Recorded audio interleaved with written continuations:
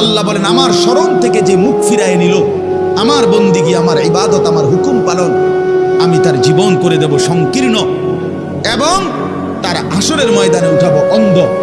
এই জীবন সংকীর্ণ করার একাধিক তাফসির, এর মধ্যে একটা তাফসির হলো এইটা যে আল্লাহ জীবন সংকীর্ণ করে দিবে মানে তার কবরের মধ্যে তার কবরটাকে একেবারে সংকীর্ণ করে দিবে। আল্লাহ রসুল বলছে নাফরমানের কবর রাইখা যখন ফেরেশতা চলে যাবে, কবর ডান পাশের মাটি তারে একটা চাপ দিবে বাম দিকে, বাম দিকের মাটি এক ডান দিকে, আল্লাহর কসম ডান পাশের হাড্ডি পাঁজর ভাঙ্গা ডান দিকে বাম দিকে চলে যাবে, বাম দিকের হাড্ডি পাঁজর ভাঙ্গা।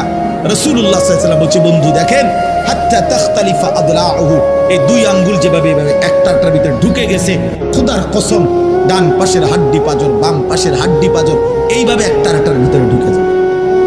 এটার অর্থ এটা।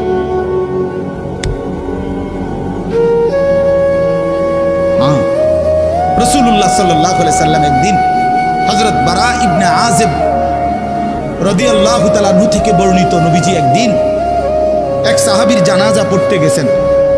জানাজা পড়তে